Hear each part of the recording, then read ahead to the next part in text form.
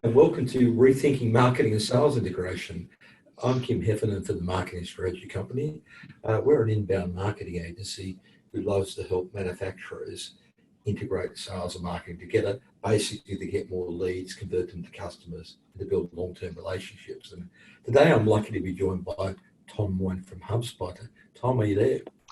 I am Kim. Thanks for having me on the call today. No, great to have you on the webinar today. Look, Tom, for those people who don't know HubSpot, do you want to just talk a little bit about HubSpot and about yourself as well? Yeah, sure. So HubSpot is an inbound growth company. What I mean by that is that we have a platform that organizations use to help grow their business. It's an all-in-one platform that encompasses both a marketing product suite, sales product suite, and services product suite.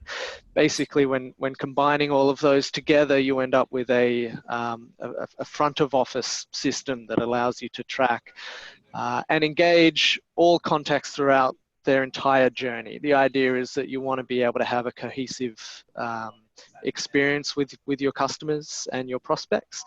Being able to have all of that in one place is a great way to be able to do that. So I've been at HubSpot for 4 years and 1 month, actually. I won't say happy anniversary, you've already passed it. Yeah, to be exact. So that also happens to be the anniversary date of HubSpot being in Australia. So we opened up in July 2014.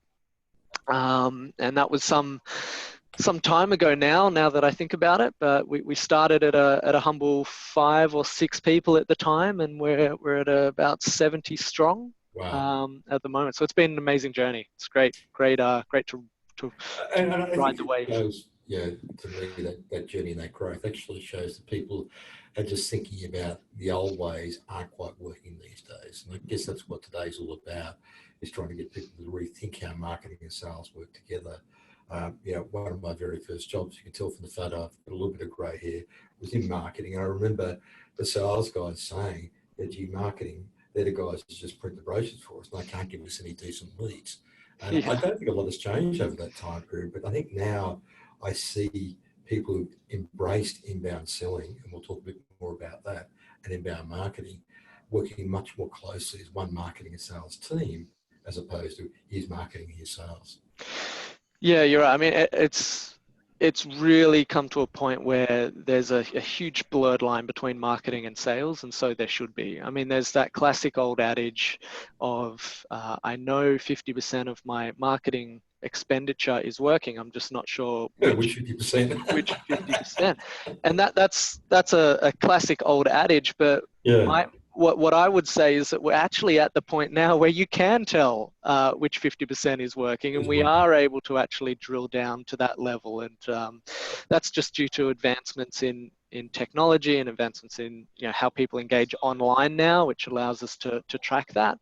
And it also allows you to create a more cohesive experience for how you actually talk to your customers, how you reach out, how you can actually understand, how they've come to you. It's pretty empowering for a salesperson to know that. 100%. And I guess, I just want to start with the question of, why are we asking our sales teams to sell the way we don't like to buy?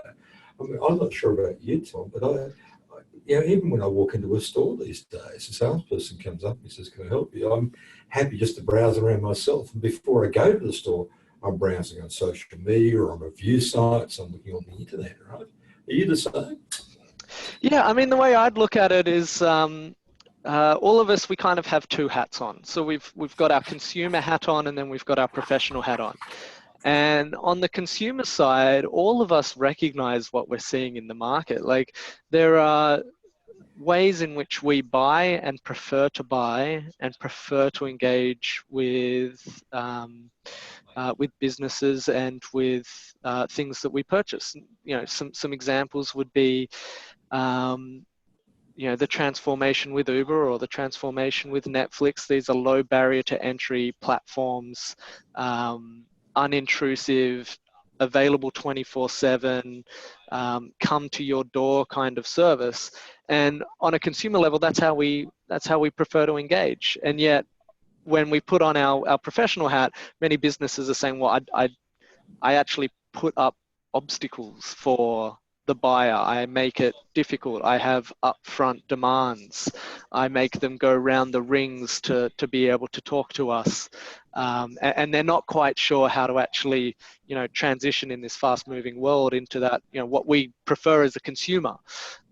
So yeah, I'm not sure why we do ask, our sales teams to sell the way that we don't actually want to buy, but it's certainly something I think is on the forefront of many businesses' minds. And I think you raise a really good point there, Tom. I think I see a lot of people saying, well, business buying decisions are a rational decision, but they're not. There's still people dealing with people, aren't they? I think there's you know, a big move to understand that more, that a business to business sale isn't necessarily a rational sale. The person is buying because of their own motives, driven by profit or whatever their business need is, but it's not just a purely rational commercial decision. Yeah, totally. It's an emotional purchase in I some like cases. to deal with this guy. I like the product. I mean, I use Apple, for example, throughout our business. It may not be the best technical approach, but it's easiest to use and suits me. I like the brand. I've got an attachment with it. So I don't think that's any different in business to business and business to consumer type environment. The other interesting thing I think that's everyone knows this, but how do you deal with it? I mean, we all know that the power in the buying and selling process has shifted from the seller to the buyer. Gone are the days when I, as a seller, hold all the information. I'll release it to you when I want. I'll tell you exactly what I want, no more than that. Everything is out on the internet. Everything is available. So the buyer can find out what he wants to find out before he even speaks to the seller. Yeah, I mean, the way that I look at this is that obviously we need to change how we engage with our customers, because they do have that information at hand. They do have all of that research that they've done before they've spoken to you. So the best approach that you can really do here is recognize that they've done their research, but that while doing research, they're also inundated with information, and it can be overwhelming in terms of the amount of information that is out there and the amount of conflicting information. And so as a salesperson, rather than being the gatekeeper of information, you can actually be the teacher or the guide and say, yeah, there is a lot of information out there. Have you considered this? There's a well-known methodology in sales, challenger sales. It doesn't mean that you have to suddenly challenge them on every thought or preconception that they've got, but it's the idea that you're actually teaching them something that they may not have previously considered, and proving your thought leadership in that regard. 100%. So I guess in summary, the bottom buyer's more savvy. They know more information. They're informed. They're probably more content driven. I think they've got a higher expectation of their suppliers, don't you? They don't just want the salesperson who's going to come in and show them the product brochure and say, which do you like? That challenger sale you talked about says that, because the whole challenge of sales is about challenging the thinking. If you're a seller selling to me, you're out in the marketplace seeing lots of other people. I want your insights, right? They don't just want to have reflected back to me what I told you. Yeah, absolutely. I mean, the demands and expectations, I think, are rightfully in place. We live in a world where everything is at the tip of our fingers. We do have everything on demand, and if, as a business, we're not kind of stepping up to that same mark, then you start to become a bit of a laggard. And I think the buyers also better connected before, to the market and to each other. I mean, the last point's an interesting one. Less buyers now see salespeople as preferred resource for problem solving. I think that depends on the salesperson. I think they see legacy or traditional salespeople that way. But I see a lot of salespeople who will help their clients along that buying journey, and we'll talk a bit more about that. And I think they go to those people for information. Yeah, I think it gives an opportunity for you to delight somebody by actually showing value in your process while you talk to them, because there is a bit of a legacy brand left behind with the salesperson of the 1980s, and that is still in the mindset of many buyers when they talk to somebody. So if you can actually be different when you do engage with them, and delight them, and prove some perspectives or thoughts that they may not have considered, I think that actually puts you leaps and bounds ahead. 100%. And look, there's so many ways that buyers now can go to resources to help solve their problems. I've just got, salesperson is just one of those, right? So, and everyone thinks about web, but it's more than that. There's other SMEs, there's industry experts, there's third parties, there's, vendors, vendor website, trade shows. Peers and colleagues is a big one. I mean, quite often, I'm not sure about you, Tom, if I want to buy something, even B2B, I'll say, do you know a good supplier, right? Yeah. Yeah, and so that's an interesting point, because that leads to the conversation we're having is around rethinking marketing and sales, but there's a broader conversation at large in terms of your business, because you can rethink marketing and sales, but if you're not rethinking essentially how you engage your customers, how you engage your whole business model and service delivery, then you're missing the point, because without having happy customers, without having that delightful experience for your customers as well, they're not going to refer you business. And it's your peers and colleagues and referrals that will actually make your business thrive. The best kind of lead that you can get is from another happy customer, or a referral from a trusted source. And so that means that the way we think about marketing and sales has to transcend throughout the whole business. It's not just the idea of leads and picking up the phone or anything like that. That's a really good point, because even just the topic rethinking marketing and sales, to me, is putting the business first, right? It's my sales process, my marketing process. I'm rethinking it. When really, I think we've got to acknowledge that the whole power is shifted to the buyer. So the buyer or the customer needs to be first, right?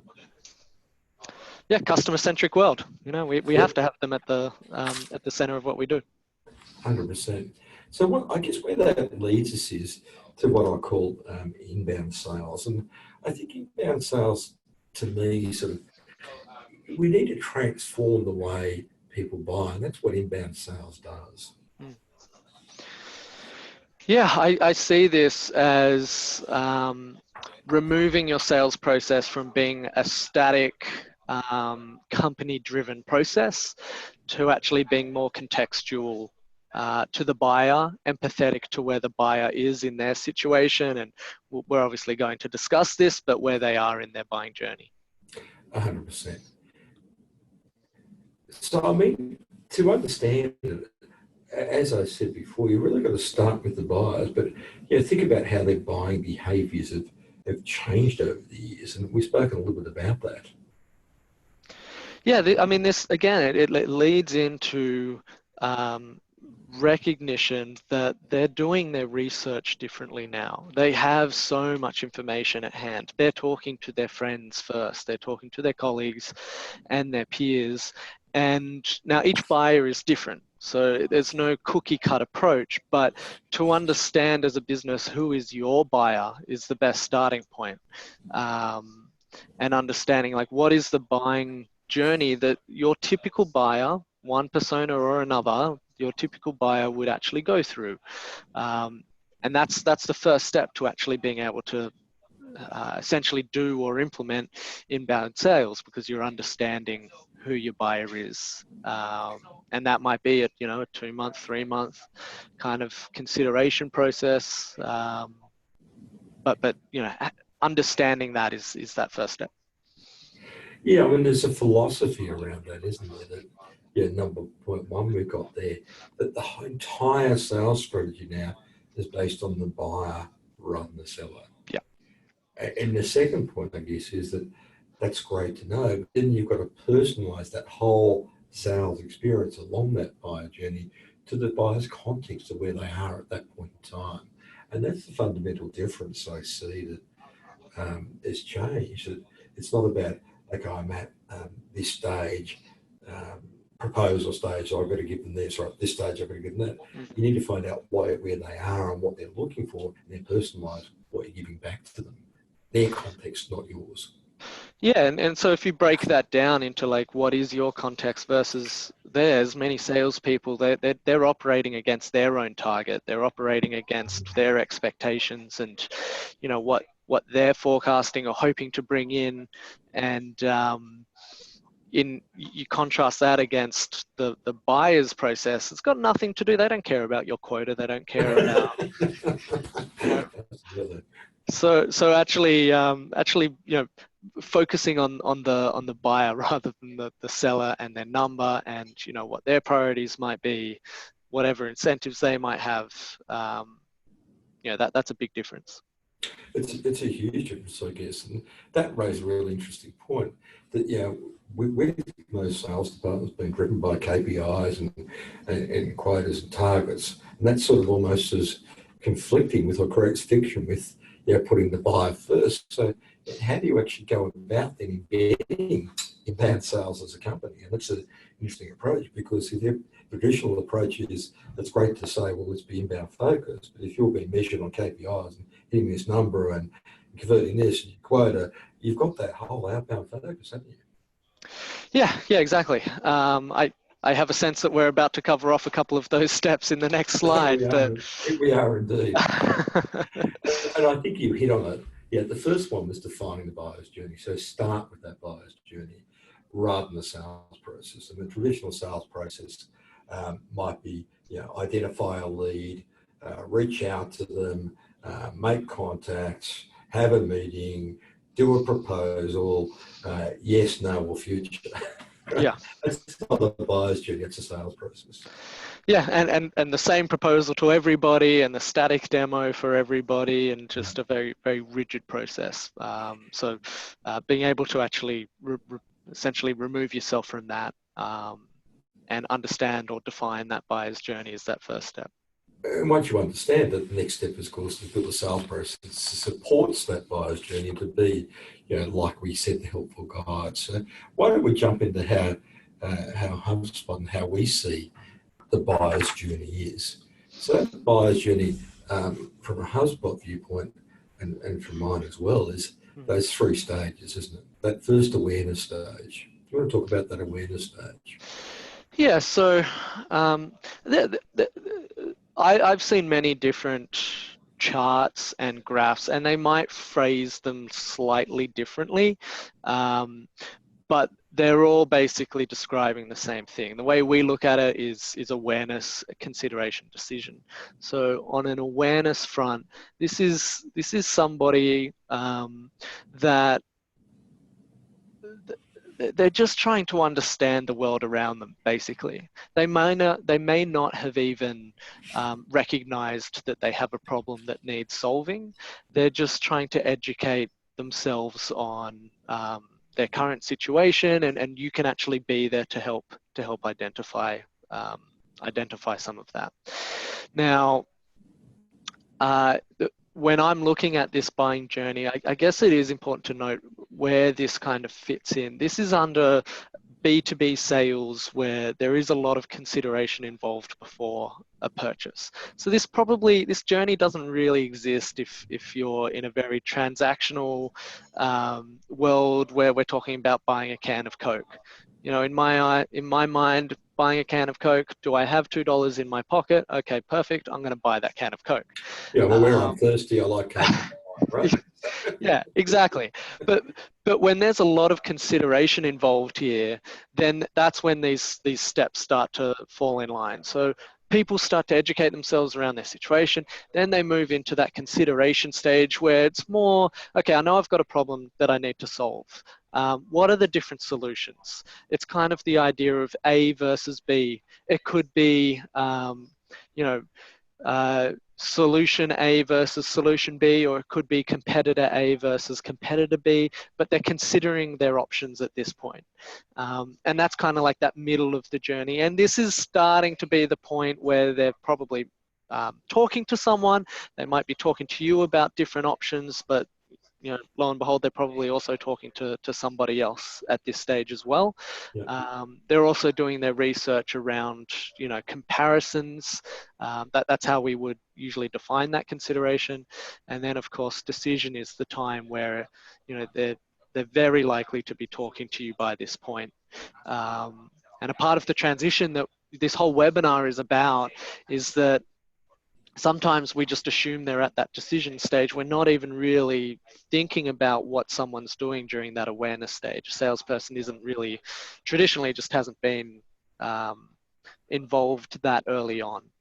And that's, for me, that's the cusp of half of this webinar is about engaging people that little bit earlier, educating them that little bit earlier. So when they do enter that consideration stage, you're the person that's already added value, and you're the person that can actually be that, knight in shining armor. Well, and that's a really interesting point. I think there's a temptation in a quota-driven sales world to focus only on people who are ready to buy now, right? Because they're going to be the quickest wins, the low-hanging fruit, if you want to call it that horrible expression people use it. But the reality is, and this is another stat that varies, there's only between 7 to 12%, depending on who are ready to buy at that point in time when you're reaching out to them. So to me, if you're ignoring the other 90% who aren't ready, and I think what this does for me, this buyer's journey process, it really recognises and puts a label around the fact they're not ready to buy, but puts them where they are in the journey. So you can then start to work out, well, how can I connect with people better at this stage to help them, identify the challenge and try and look at options and say, here's option A versus option B, to be that helpful guide. Mm. Yeah, and that leads into building a sales process that supports, that buying journey, which I think is the next step here. 100%. So that's step 2 about the whole sales process. So if you look at these 3 stages down the bottom: awareness, consideration, decision, and this is rethinking the whole sales process, isn't it? To be not just strangers, leads, qualified opportunities. Identifying people, connecting with them, exploring options, and advising. Yeah, it's essentially, step 1 to go down this journey is understand your customer. And once you can actually understand your customer, then you can start mapping a sales process around that customer, around their journey, around the awareness and consideration thought processes that they might be having. It can be a very dark and scary process to be able to, try and solve a very complex problem. You're probably being hired to actually solve this problem, and they're going through this huge journey. And then the sales process, if you actually understand what that journey is for a customer, you can start to identify where they are during that awareness stage, because you essentially understand, where they're actually going to try and find this information, and lo and behold, you're there ready with the answers. And so this is kind of, how you can start to build that process. We structure it with, identify, connect, explore, and obviously advise. So let's delve into those a little bit more deeply, Tom. And this is like a comparison chart of identify stage, what the old or legacy way traditionally has happened and what the inbound way is. And I love this comparison because it makes you rethink, is what I'm doing now working for the buyer, but is it effective anymore? And it's not. The legacy way, you're not really sure where they are in the buying journey. You're trying to find people who are at that last stage, ready to buy now. You don't know if they're a good fit for what you're trying to sell. So basically, you're just churning through numbers. And there's an old sales expression, isn't there? I've heard it numerous times. You probably have too. It's all about the numbers, right? I contact 1,000 people, I get 100 I can connect with, and 10 I can get an appointment with, and 1 I got a sale with. But it's not about the numbers anymore, right? Yeah, well, churn and burn. That's essentially what will happen if you use that approach anymore. Because customers have become really good at blocking out your messages if they don't want to hear from you. And if you have previously done 1,000 calls to get 50 customers, I guarantee 1,000 calls will probably get you much less customers these days.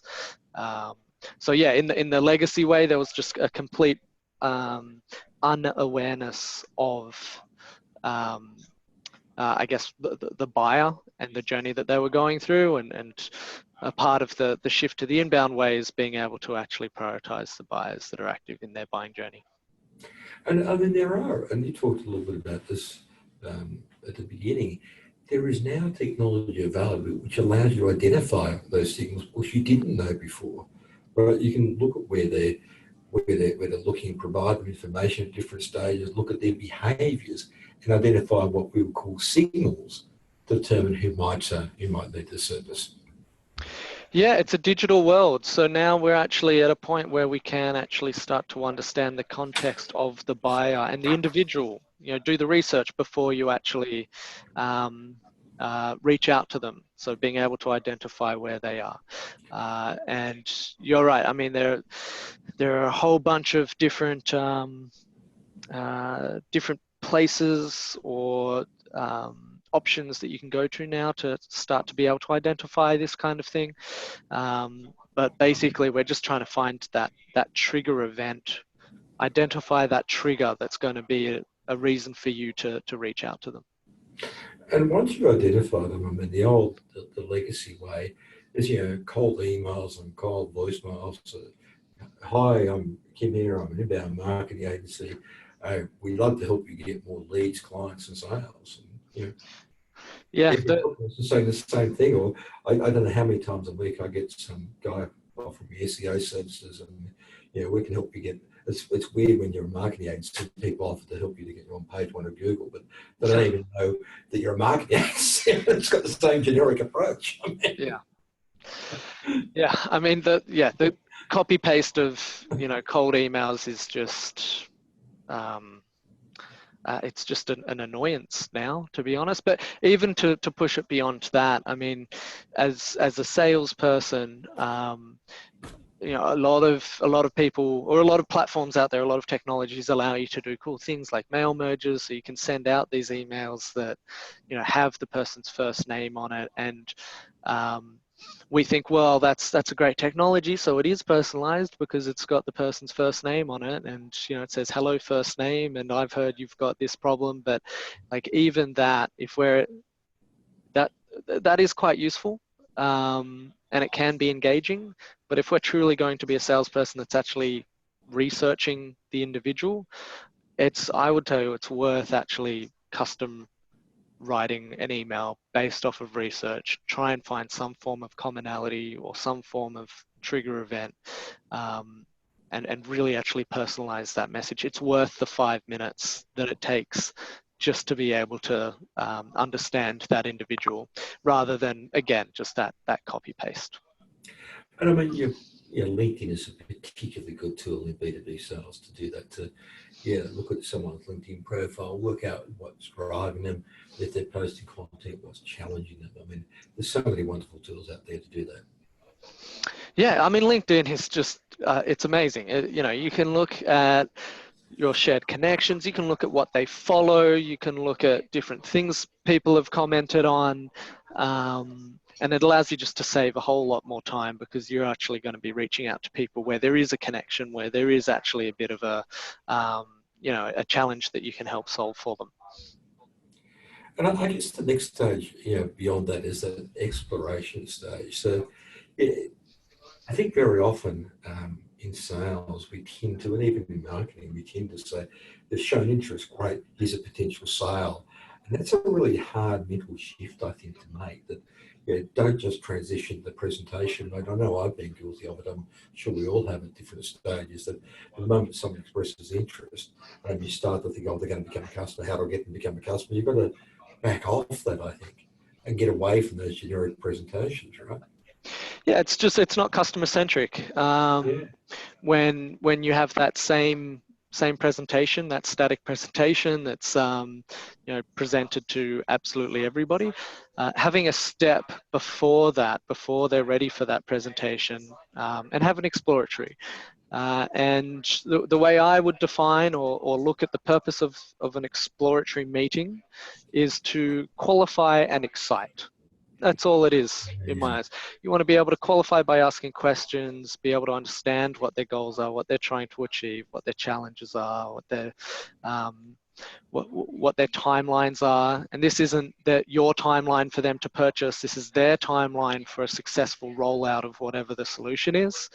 And then with that information, you can start to prove your thought leadership and get them excited and show them a couple of things. So a bit of like a give-get scenario. You want to be able to give what you're getting, or the same sort of equivalent. And then after that exploratory, then you can really customize that presentation because you've got all the information at hand. You know what's important to them. And it's not just a static presentation of, you know, your logos and who you work with and everything about you as a business. And I think at this stage too, it's almost in that explore stage. The qualifying thing, I think, yeah, traditionally is, you know, are they a good fit for us? That's, you know, the typical sales by qualification is treated. But I think that biocentric model, you've got to be, I think, prepared to say that it's not a good fit for the customer. So it's not worth it to pursue it and walk away from it or recommend they go in a different direction. I think that builds an enormous amount of trust. It takes courage to do that if you've got a sales quota. But I think it's really important to say that there's got to be a fit for both parties here in that exploration stage. Huge, yeah. But all of this ties into the previous stages. So if you are, you know, identifying the right customers and connecting with them with context, means that you won't turn away as much business as you may have previously done. But it also means that when you do actually go through, you know, the two elements that I just mentioned, so qualify and excite, when you do go through those qualification questions and you realize that, you know, their challenges aren't actually something you can solve, that's perfectly fine. You have the ability to actually walk away from the business and maybe even make a recommendation on where else they might be able to go, someone else in the industry that you can connect with them. It's interesting in this explore stage. I mean, the people in sales who I admire most, and I think are most effective, very often this explore stage, they won't have anything. There's no presentation. It's just to sit down and have a discussion or a phone call conversation. There's no presentation in sight even. As you say, they're just in that exploratory mode, and they might show them something that's generic, but it's not a presentation. It's something of interest, because I guess you've gone through this on two stages, right? You know what they're looking for and what they're interested in. Yeah, exactly right. And I guess the final stage then, which would traditionally be, let's try and close them, right? Yep. Using the same presentation and the same case studies, and yeah, the autopilot. You know, the sales managers train these salespeople to be exactly stick to script, because that way they won't go off brand, they won't go off message. But then the buyers on the other side of the table say, well, yeah, okay, it sounds like it's pretty canned. You haven't heard what I said, so you know, why am I going to buy from you? Yeah, it's when I look at this and I look at like the legacy way, the explore element doesn't even exist in the legacy way. So what would happen would be you would connect with them, and then you would take them straight to that advisement. And so that's, you know, when it says deliver that same presentation or the same case studies, it's because you have just no idea about, you know, anything about their actual business, and it's led with, you know, case studies and logos and just, yeah, that autopilot approach. 100%. Yeah, whereas, you know, the inbound was tailoring to the buyer's context. So, and because you gather that information earlier on during the exploratory process, the presentation, the solution is actually the right solution for them genuinely. And if it's not, you haven't got to that point in time. Yeah, your close rates will go through the roof because you're actually solving for them, you know, and Yeah. it's not going to be seen as this disjointed kind of relationship. It gets you off on the right foot, and it's just the best way to start a new relationship with a customer. And I think, you know, as you just rightfully said, the old legacy way is I've got a prospect, I'll do a demo and close, right? It's bang, bang, bang. Let's not take time to understand them. Yep. They're a prospect. They contacted us. We're going to do a demo. We're going to close it, right? Yep. No time to qualify. If they've got any form of a budget, I'll try and sell it to them. And yeah. And I've often heard, probably years gone by now, who's your customer? We've got a pulse. That's not the way, yeah. the way people want to be connected with these days. Yeah. The other thing I think is really interesting, we talked a bit about rethinking that, but we touched very briefly before, but inbound salespeople also focus on what we call the passive buyers. So the people at that early stage, you're not ready to make that decision already.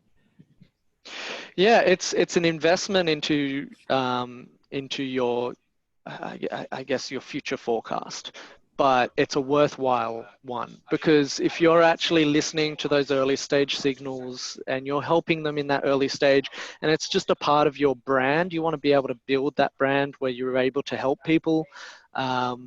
In very early stages that might not be ready for any form of exploration yet, but you're just happy to give a helping hand through the right channels. They will remember that. They will come back to you, and it's an investment in your own time which will actually reap a ton of benefits. Yeah, I mean, you're listening for those signals, whatever those trigger events might be. What would a trigger event be, for example? Give us some examples of what you think a trigger event could be for a company. Sure. So there's different types of ways that I might pick up on somebody who could be interested. One might be through social media, pulling back to the LinkedIn event. Someone will ask something in a post. Just ask a general question. They're not saying I'm buying. They'll just ask a question, and being able to actually just comment, not saying, hey, give me a call, let's chat, we'll be able to... Here's a link to our product. Yeah, here's a link to our product, but just saying, oh, you might find this interesting, you might find this article interesting, happy to chat or something like that, but just give some value first. Another one, if you are actually, using or utilizing technology, is being able to monitor passive viewers on your website. So at HubSpot, what we do specifically is we get a lot of traffic to our website because of our blog. We release a lot of content day in, day out, trying to help our buyers throughout, or our personas throughout their job. And as a salesperson, I monitor that because I can actually track who's viewing certain blogs, and I can sort and prioritize to see, this person, they've never submitted a form, they've never clicked on a contact us page, but they read our content day in, day out, which means that, they're really aligned to our business. I might reach out to them to say, hey, I noticed that you recently, were reading this article and you've been pretty active. Would you like to have a chat? And that is something that previously, they just wouldn't be on your radar, both because of a lack of technology and also because they weren't, that they were in that passive stage, and it was usually overlooked. Yeah. And that's a huge part of, I guess, my day-to-day. It's being able to prioritize who I reach out to based off of leveraging technology, and based off of just being able to find people that may not realize they have a problem that we could help with, or that we could make their life easier. But as long as you're able to actually listen for it effectively, you can still start opening those conversations. Yeah, and I think it's a really good point. It's all about that engaging early, isn't it? And there's a number of stats we talked before we started this webinar about the source of some of those stats. But there's a generally accepted rule that buyers complete about 50%, some say even 90%, but around 57% of decision making before contacting a vendor. And the other interesting stat I think that came from corporate visions was 74% of buyers choose the sales rep was the first to add value and insight. And that's the challenger sales concept you spoke about before, right? You're providing value to them, challenging the way they are thinking about a problem, because they want solutions. They don't just want a product. Yeah. I'll give you an analogy that I experienced a few months ago. So I like to travel when I can, and my most recent trip was to Cuba. I had a great time. I was there for a couple of weeks. I get out of the airport in Cuba. For anyone who's been, you'd be familiar. English is just not really well spoken in Cuba. They don't have any exposure to any of the Western world. Really, it's quite a closed off country. Right. So I get out and I'm immediately approached by 15 people just saying taxi, taxi, taxi. I was immediately turned off, if not like almost cautious for exactly where I was standing, and I'm pushing past them just to get out. I get out of the building. There's a guy standing there, and he just says, "Oh, hey, you look lost. Are you okay?" And I say, "Yeah, I'm looking to go to this particular spot, um, and I'm not quite sure what direction it is." I speak to him for a couple of minutes. He says, "Oh, well, I'm a taxi driver. Do you want to jump in the car?" I'm like, "Yeah, cool." He could have charged me way more. I didn't care. Yeah. He was, he made me feel much more comfortable than just the 15 taxi drivers that were saying taxi, taxi, taxi, just trying to sell, sell, sell, and push me down into, well, in this case, into their taxi. Yeah, yeah. And it's interesting. Yeah, one thing that a company I worked for many years ago, an American company, very large in B2B, what their approach was in government work in particular, was to try and actually help the person doing procurement to understand what they were specifying and understand the products a lot better. So they were educating them, if you like. And so very often when the tender would come out, it would almost be exactly to their product specification, because they help guide the procurement area through that. So, and this is back in those days, it was all manual, that they had no way of tracking when they were engaging, etc. But that process, I think good salespeople and good marketing teams in B2B have always understood that helping a buyer early on, rather than just trying to find the people ready to buy now, is a smart investment. Yeah, and in terms of being able to help them, I would look beyond just in terms of like an inbound approach, or the inbound uh, content journey that you might put in place. I would look beyond assisting purely with what your solution entails. So with a lot of the content that HubSpot releases, let's say for small businesses, we've released content to help you with your financial templates, because we know our customers, they're trying to grow. That's a challenge for them, and that's something that they're going to find valuable. We don't offer financial advice. We're a software company, but it helps them. It helps gain trust. It helps, we essentially get some thought leadership in their mind early on. And then when we do talk, they've already got that trust with us, and it is not seen as like a push, push, push approach, because we're actually just assisting across what they're going through, because we understand them as a buyer. We know that, that might be a challenge for them. That's a really interesting point you made. One of the things we often have clients say to us, well, we struggle to come up with content because they're always trying to push their own content. So one of the things we often say to them is, what is your key positioning? Is it about trust? Is it about growth? Is it about quality? Whatever it is, and to find other examples of that in the marketplace that will help that business. Now, grow with HubSpot, obviously financials is a big part of the business growth, right? So that's your whole position, is HubSpot helps you grow. So what does your business do for your customers you can find that will help them with that? I know a lot of manufacturers are selling the trade services business, for example. They don't just help the tradies who are their customers with their product. They help them with how do they get more leads, or how they run their business better. It's a whole helpful type philosophy, if you like, that we're the preferred supplier because we help you grow your business. Yep, we're here to help. That's Exactly. what you want. And I guess that's what you need with that. And it's interesting that 57%. I'll just touch on that a little bit as well. That I've read 3 different stats, and some say 57%, some say 67%, some say 90%. But the number's almost irrelevant to a certain point, isn't it? Yeah, I mean, we all know it. We all see it. We all do it ourselves. Yeah. We're making decisions and doing research before we talk to anybody. I wouldn't get bogged down by the statistic, but whether it's 50, 60, 70, it's compelling enough to recognize.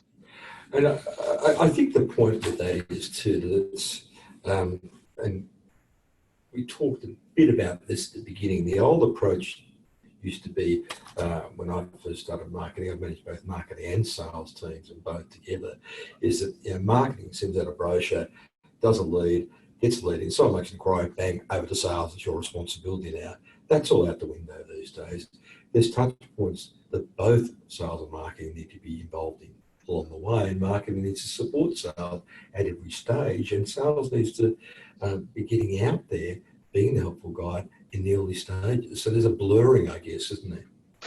There's both a blurring and an education piece that's involved here, because for marketing to support sales in, I guess, the world that we're in now, we're moving to a world where there's a lot of enablement. There's a lot of marketing kind of assisting throughout, not just that awareness stage, but the consideration and the decision as well. So in terms of aligning your marketing and sales, it's super important for marketing to actually educate the sales team on the difference between, a lead and a contact us form submission, and empower them with the knowledge of what that actually means, because people are now passing their details over, or being a lead or a marketing qualified lead or a sales qualified lead, and those are very different stages of a buying journey. So a salesperson cannot treat them the same, and that's why it's required for marketing and sales to sit down at the same table and agree on what this actually means, and for a salesperson to be empowered on what that actually means, and vice versa. And I think the seller profile has changed too. We talked about the buyers before, but I think that Dave, the hunter, the quota crusher. I mean, as soon as it comes in, the smooth talking sales guy comes in, you switch off, right? So people are looking for someone who's knowledgeable, who's a specialist, and it's almost being a data analyst are looking for those signals, isn't it? And that's where I think the marketing teams can help the sales guys to say, here are the signals that we're seeing, and here are the signals that will help you in filtering that using the right tools. Yeah, I mean, you can, you can pick a sales guy like that 1,000 miles away when they start walking towards you with the greasy hair. I mean, we've all seen it. An interesting thing with HubSpot in terms of our sales team and how it's formed, some of our most successful sales reps have actually come from our support team. And it's interesting because coming from our support team means they've spent endless hours understanding the customer, knowing the challenges and pain points that they've gone through, and really just being there because they want to help. Now, I'm not saying all salespeople need to, have that kind of background, but it's just an interesting trend that we noticed, where some of the very top performers are that way because they are specialists, because they're proactive teachers. They're obviously, tech savvy in that regard, but they're just more empathetic towards the customer. And they've had a customer focus, right? Because that's what customer service is. So I guess in summary, the main justification of inbound is that, hey, new buyers are here. They're here, yeah. They're not going away. They're not going away. So like, but I think they're the soft changes. I think the other thing, the reality is that from a pure financial viewpoint, there's benefits from inbound as well. I mean, the sales cycle is reduced because you've got people there. There's a reduced cost of acquisition, and there's an increased margin because these people are more engaged. I mean, they're measurable financial benefits, aren't they? Yeah, I mean, I don't know how in today's world, not looking into this or not seeing this as a compelling way to actually run or transform your business is something that would allow you to have a sustainable business. It's actually not a hard transition, and then the rewards that you can get, which are obviously on the screen, they speak for themselves. And I guess people don't have to change, and the reality is you don't have to. But I just love this quote. It sort of sums it up to me beautifully. It's an option not to change. You don't have to survive. Survival is not mandatory out in the wilderness, but it should be epidemic as well. A slight typo there on his name, but you don't have to. But if you want to survive, you pretty well have to. It's like these days, it's like the gun at your head option. Really, you can not do it, but you're not going to survive if you don't. I mean, that's the reality of it. So. I love it. Yeah, that's a great one. That's a great quote. Look, Tom, I think it's been a fantastic discussion. There's a couple of questions which we'll get to in a minute, but Sure. I've also got a copy of the presentation up on our website the marketingstrategy.co Mars Sales. Plus, there's some other great resources there as well. But yeah, check out HubSpot's resources. I mean, they're amazing resources on this topic as well. I'll put a link to a few of those on the page as well. That's just it. You can download a copy of that. And I'll thank you for your time. Have you got time for a couple of questions? If we just have a look at what these questions are coming in. Sure, I've got a few minutes. Beautiful. Let's go. Okay, the first one I got from Jackie. Okay, she's talking about the numbers we were talking about. She said, 57%, 67%, 90% of the way through the buyer's journey before you hand over. Oh, what's the number that you work with, Tom? She's asking what number that the HubSpot works with. The number that HubSpot works with, I'm not sure what stat that we ourselves with our customers would name, but I do know the CEB number was 57%, and that it came from that organization, which is Corporate Executive Board, and those were the guys that came up with challenger selling. That was the initial stat that was kind of... that is challenger selling guys as well. Okay, right. And that was the initial stat that essentially made, became very well known. And I remember I first came across that because I did some training at my previous company from the Corporate Executive Board, and that was the large transition. And that was about 4 years ago. So in terms of the new stats that we've seen come out, they're all kind of increasing. So it's gone, you mentioned yourself, Kim, we've seen 57, we've also seen much higher, and I would tell you that's probably because over the period since CEB did that first that first survey, that the buyers have continued to evolve, continued to change. It's not slowing down. Yeah, it's interesting. I read a LinkedIn post on that subject this morning, as I mentioned to you before.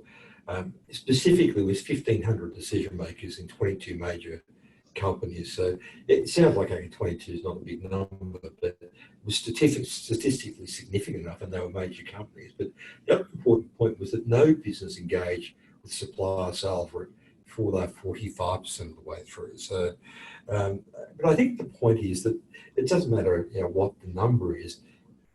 Everyone needs to be involved at all stages of a customer-centric buyer's journey.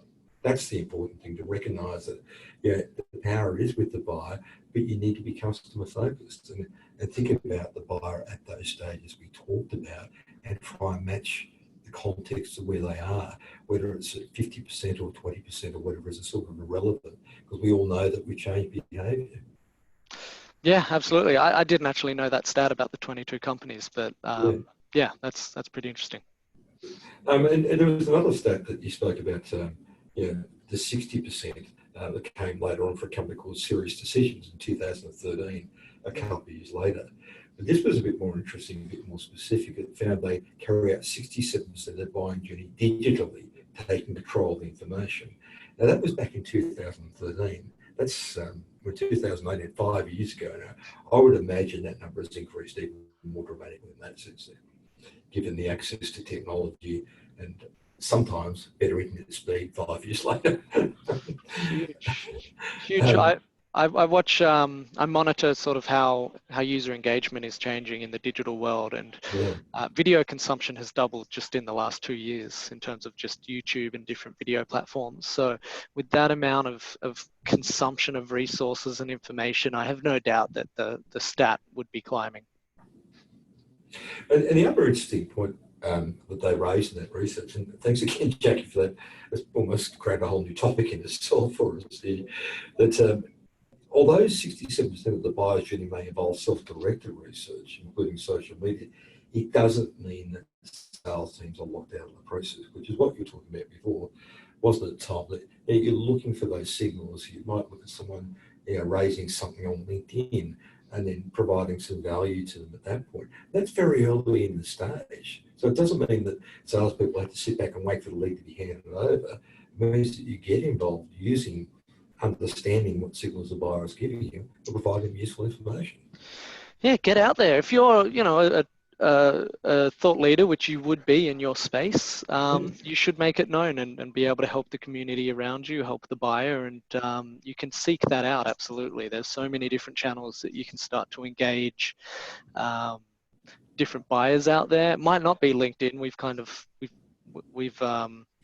referenced LinkedIn a couple of times, but there is just a plethora of different channels where you can get out there and start helping. 100%. And this one's from Alex. Alex, it is, yeah, Alex. This is just a question, sort of unrelated almost, but I guess social selling, how does this relate to the buyer's journey and what we're talking about today with inbound and integration? Yeah, it's an interesting one. I read some articles that are all about social selling as, you know, the next wave to be a successful rep, mandatory for all.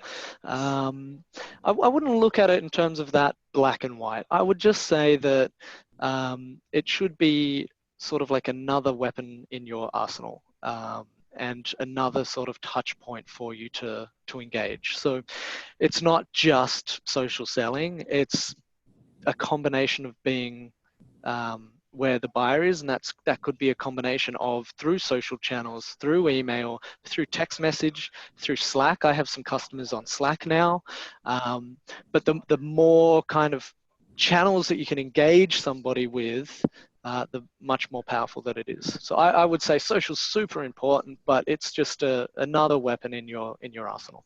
Arsenal. And I think I've got time for one more. This one's James, it looks like. It's an interesting one. What have you found personally as the most common handover point between sales and marketing? So the handover from sales to marketing, well, it's like basically from what we've been talking about today, it's the idea that the handover isn't so much a black and white handover either. There is actually a huge sort of blurred line between the two. And this is why it's important for us now in today's world to actually recognize the different types of leads that can come through, because there isn't just a black and white, this is owned by marketing and now it's owned by sales.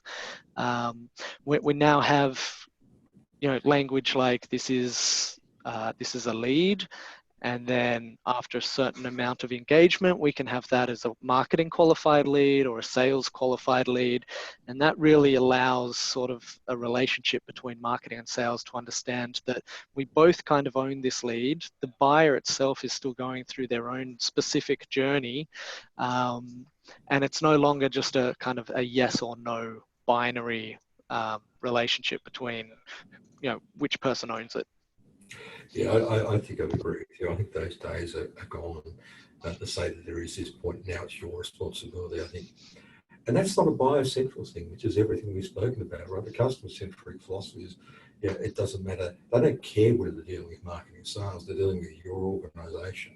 Yeah, super important Thing. So I think that customer first approach, there isn't a handover, it's working collaboratively on it and both learning from each other, because there's no right answer in marketing and sales. It's a process of learning and improving all the way through, and collaboration doing that and saying, well, this is working, that's not working, this customer's not engaging. So looking at it from a customer viewpoint and what's working, I think is more important than working out, okay, this is now warm enough. I've got a call in, I'll give it to the sales guys. Yeah. That's the traditional approach. So, yeah. Oh, don't let me talk to a customer, better give it to the sales guys. Yeah. Tom, fantastic discussion. I think it's, the idea, I guess, today was to just get people thinking about maybe a different process and how you're going about things. And I think a lot of people are well on this journey and they sort of understand it, but the direction is just where they're not clear. And I think it puts a good framework around it. And that's why I love the inbound framework that HubSpot's got, because I think with these sort of challenges, they're buzzing around in your head and you don't know how to go. You need a framework to work to, and I think this is a great framework to think about. Yeah, absolutely. I mean, it just starts with recognizing that we have to understand the customer first and foremost. And I think if people certainly want to know more about that journey, they can visit the website and get a copy of the slide. But I'd urge everyone, if they can, to, and if you're not already, I think probably most of our audience would be, on the HubSpot blog and getting the content they have. It just has some great information on how to help you run your business, not just integrate marketing and sales, but on a whole range of marketing topics and how they might integrate you. Well before I became a HubSpot partner, I was working the marketing material. I think it's one of the best sources of marketing around. So by all means, jump on the blog and do that. And feel free to reach out to me on LinkedIn or Tom on LinkedIn as well, or email us any questions. Thanks again, mate. I really appreciate your time and your knowledge and experience, not just HubSpot, but personally as well. Absolutely. Thanks a lot, Kim. Thanks for having me on the webinar. Okay. Thanks, mate. Bye-bye. Cheers. Bye.